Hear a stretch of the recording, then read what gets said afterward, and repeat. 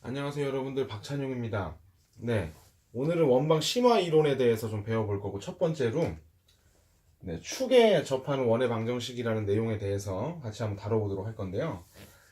일단 축에 접한다라는 말은 무슨 말이냐면, 예를 들어서 x축이 있고 자 y축이 이렇게 있습니다.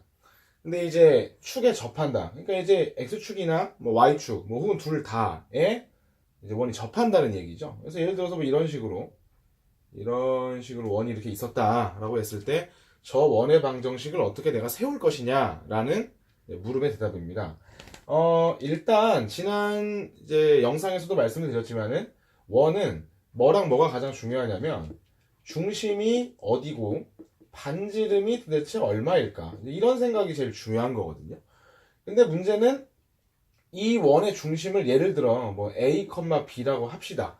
그러면 이제 이게 축에 접하고 있기 때문에 우리가 어떤 사실 한 가지를 알 수가 있냐면은, 이 중심에서 X축에다가 수선의 발을 이렇게 내리게 되면 이게 이제 접선이니까 요 길이가 이제 반지름이 되는 것이고, 그 반지름의 길이는 곧 요 중심 좌표의 Y 좌표인 B가 된다는 것을 알 수가 있어요. 그래서 지난 시간에는 이제 A와 B가 그리고 R까지 해서 전부 다 다를 때 이제 우리가 이렇게 쓴다 그랬죠. X 빼기 A 제곱 Y 빼기 B의 제곱은 R제곱이다, 이런 식으로 적기로 했었는데, 지금 얘 같은 경우는 반지름이 B 값과 똑같기 때문에 이런 식으로 적을 수 있겠네요. X 빼기 A의 제곱에 Y 빼기 B의 제곱까지는 똑같은데 이 R을 B로 바꿔서 B제곱이다, 이런 식으로 이제 적을 수가 있다는 얘기입니다. 그래서 이제 원이 이렇게 X축에 접하게 되면 이 반지름 길이가 뭐와 같아지게 되냐면은 중심의 Y좌표하고 이제 같아지게 되는 것이죠. 뭐 예를 들어가지고 이제 이렇게 밑으로 접하는 게 있다고 칩시다. 밑으로 접해가지고 여기 이 원의 중심 좌표를 뭐 C, D라고 잡았어요. 그러면은 이제 이게 지금 점이 사사분면이기 때문에 C는 이제 플러스인데 D가 음수다라는 사실을 일단 알 수가 있고요. 뭐 중심 좌표가 이제 C, D라고 났으니까 똑같이 X 빼기 C의 제곱, Y 빼기 D의 제곱까지는 같을 거고, 이제 반지름 길이가 이제 요게 반지름이 될 텐데, 그 이제 뭐와 같을 거냐면, D가 이제 좌표가 음수니까는 뭐 마이너스 D가 사실은 반지름이겠지만, 어차피 여기에 적는 숫자는 뭐냐면은 그 좌표를, 그 반지름을 제곱을 한 숫자이기 때문에 어차피 D제곱이 나오게 됩니다. 어차피. 그래서 우리가 이제 여기에서 한 가지 정리를 할 수가 있는 내용이 뭐냐면은요, 몇 사분면이냐에 상관없이 이게 아니고, 몇 사분면이냐에 상관없이 X축에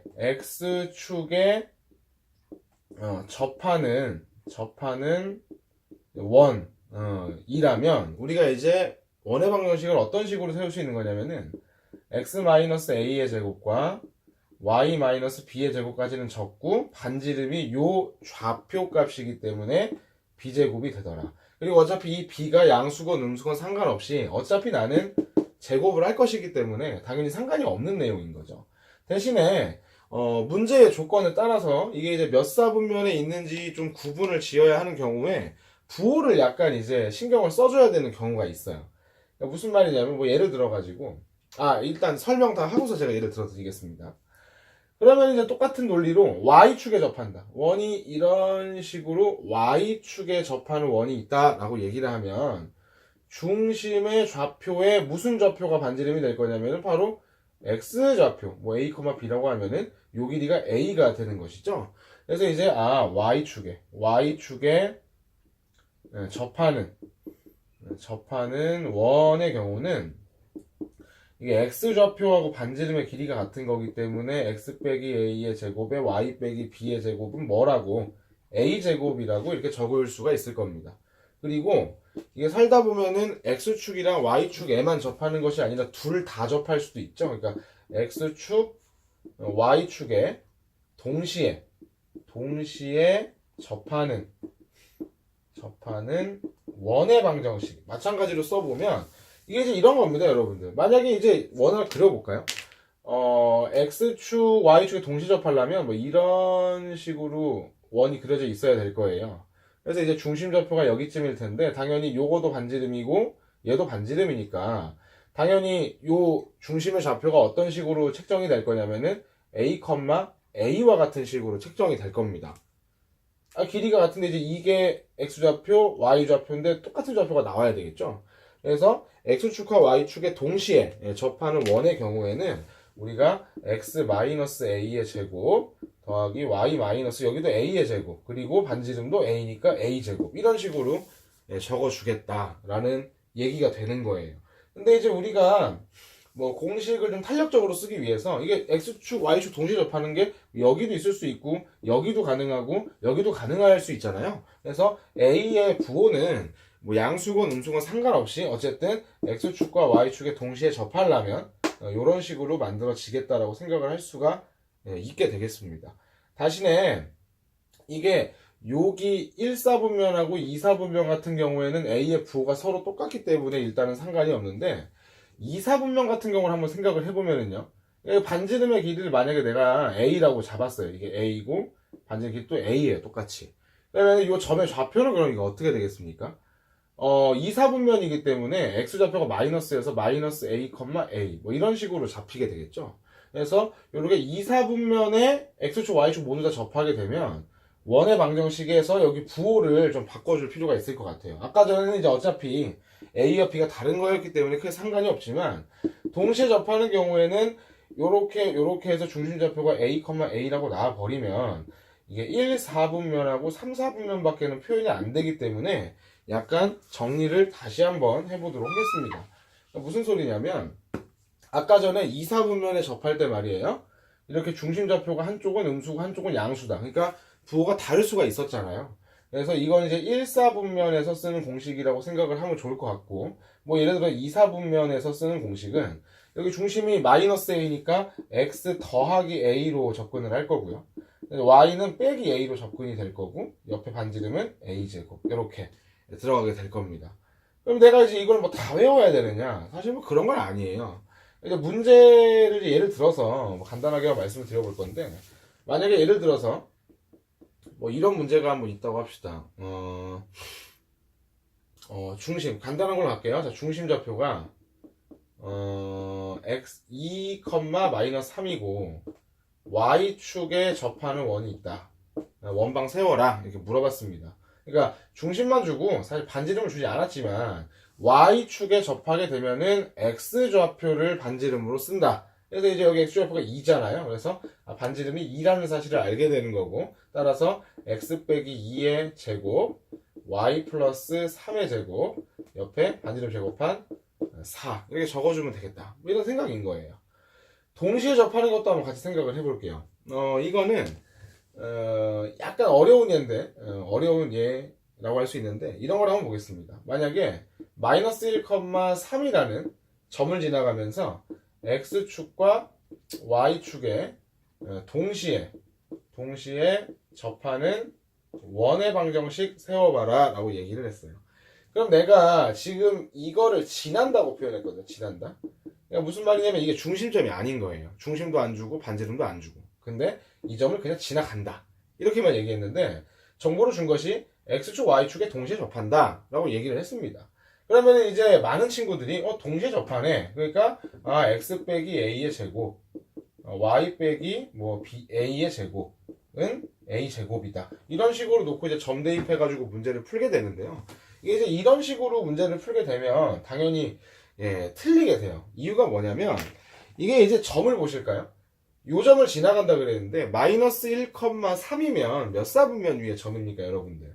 요거 지금 이제 2사분면 위에 점이거든요. 근데 이제 아까 전에도 말씀을 드렸듯이 그냥 요렇게 식을 세워버리면 중심좌표가 a, a가 되고 반지름이 a란 얘기인데 요 녀석이 몇 사분면밖에 표현이 안 된다고요? 여기 설명했죠, 그죠? 이렇게 부호가 똑같으면은 1, 4 아니면은 3, 4 밖에 표현이 안 돼요. 그래서 2, 4분면을 지나가는 녀석인데 중심을 이렇게 놓게 되면 부호가 똑같으니까 이 점을 지나갈 수가 없습니다. 무슨 말이냐? 2, 4분면 위에 점이 이렇게 있는데 이 점을 지나가는 뭐 요런 뭐 예를 들어 뭐 어떤 원이죠? 어떻게 그려야 돼? 이런 원이겠죠? 이런 식으로 원이 그려져야 되는 거고 중심이 절대로 1, 4분면이나 3, 4분면에 올 수가 없어요. 아니 이걸 지나가는데 중심이 여기 있으려면 이거 뚫어야 되잖아요. 접하는 게 아니라 뚫어버려야 되기 때문에 절대적으로 불가능합니다, 여러분. 그래서 신도라 조용히 좀 해. 아빠 이거 영상 찍고 있잖아. 저 이제 멍멍이가 민감하게 짖었네요. 죄송합니다, 여러분들. 일단 뭐 잘 찍히고 있는 중인 것 같고요. 다시 이어서 설명하면 이게 2, 4분면이니까 얘든지 이제 부호를 좀 바꿔야 돼요. 근데 사실 뭐 이게 마이너스니까 여기를 꼭 플러스로 만들어야 된다 이런 건 없습니다. 그냥 여기를 해도 돼요. 왜냐면 그렇게 했을 때 A가 뭐 음수가 나오겠죠. 그래서 일단 뭐 여기가 음수니까 여기를 빼기로 바꿔서 플러스로 바꿔준 다음에 이제 이후에 어떻게 하면 될까요?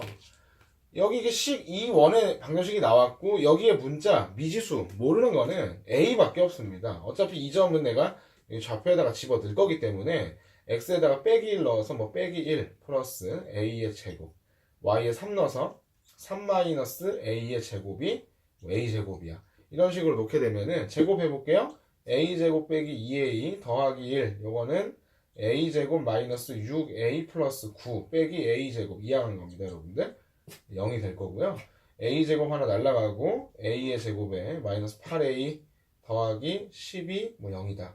뭐 이런 식으로 해서 이제 식이 최종적으로 정리가 될 수 있겠죠. 그죠? 근데 이게 인수분해가 되나? 인수분해가 안 되네요. 그죠? 인수분해가 안 되면 여기 이제 A의 값이 뭔가 나왔을 건데 이게 이제 근각의 수의 극을 한번 써보면요. 근의 부호를 생각해보면 이게 두 근의 합도 여기 보면 양수라고 돼 있고 여기 곱도 양수니까 이제 두 근이 모두 다 양수기 때문에 두 근의 합을 구하라 그랬으니까 답이 이제 요렇게 8이다라는 것을 알 수가 있죠. 합을 구하라고 했어요, 문제에서. 합. 뭐 필요 없고 하여간 의미적인 것만 같이 보기로 한 거기 때문에 X축과 Y축에 동시에 접할 때는 중심의 좌표를 요렇게 같은 부호로 설정할 때가 있고 다른 부호로 설정을 할 때가 있다는 거예요. 근데 이제 이거는 문제에서 주어져 있는 점, 어떤 점이 주어졌느냐, 1, 4나 3, 4 줬냐 아니면 2, 4나 4, 4를 줬냐에 따라서 여러분들이 탄력적으로 움직이시면 되겠습니다. 여기까지 내용이 좀 잘 이해가 되셨는지 모르겠네요. 예를 한 가지만 더 들어볼까요?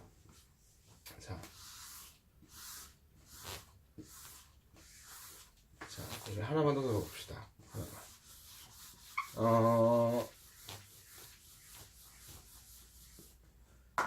일단 정리를 한 번만 더 하고 들어갈게요. 그러니까 우리가 X축에 접한다, X축에 접한다, 그리고 Y축에 접한다, 그리고 X랑 Y에 모두 접한다. 이렇게 이제 세 가지 상황을 우리가 방금 전에 살펴봤고요. X축에 접하려면 어떻게 된다고요? 누구랑 그 반지름 길이가 어떤 좌표와 똑같다 그랬어요, 제가. 그렇죠? 이거는 X축에 접하니까 Y좌표. 반대로 가는 거죠. B제곱으로 들어가는 것이고, Y축에 접하면 X 빼기 A의 제곱, Y 빼기 B의 제곱이 들어가고, A제곱으로 써진다. 이거는 이제 몇 사분면에 일단 상관은 없습니다. 그리고 이제 X, Y에 동시에 접하는 경우에는 어떻게 한다 그랬죠? 일단 쓸 때 X 빼기 A의 제곱 더하기 Y 빼기 A의 제곱이 A제곱이야 라고 쓰는 방법이 있고, 둘 중에 하나의 부호를 바꿔서 X 더하기 A의 제곱, Y 빼기 A의 제곱이 A제곱이다 라고 쓰는 두 가지 케이스가 있다 그랬는데, 이 경우는 중심의 좌표의 부호가 같아서 1, 4분면이나 3, 4분면에 중심이 있을 때 쓰는 거고, 얘 같은 경우는 2, 4분면하고 4, 4분면 위에 있을 때 사용을 하는 공식이다 라고 기억을 해주시면 될 것 같습니다, 여러분들. 자, 여기까지 좀 이해가 되셨으면은 예제 문제 몇 개만 풀어보고 마칠 건데요. 만약에 예를 들어서 또 썼네요. 뭐 하는 겁니까 이거? 이상한 짓 하고 있어요, 선생님이. 자, 중심의 좌표가 1,2이고 X축에 접하는 원에 대해서 생각을 해볼게요.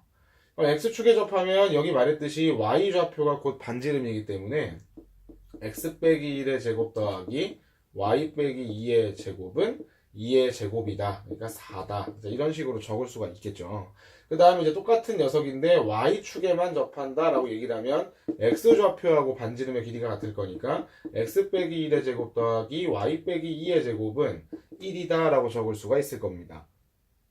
이게 따라오셨나요? 그리고 만약에 중심의 좌표가 1,1이면서 x축, y축에 모두 접하는 원이다 라고 얘기를 만약에 한다면 1사분면이니까 x 빼기 1의 제곱 y 빼기 1의 제곱은 1이다 라고 적어주시면 되겠다라는 내용이 되는 거죠.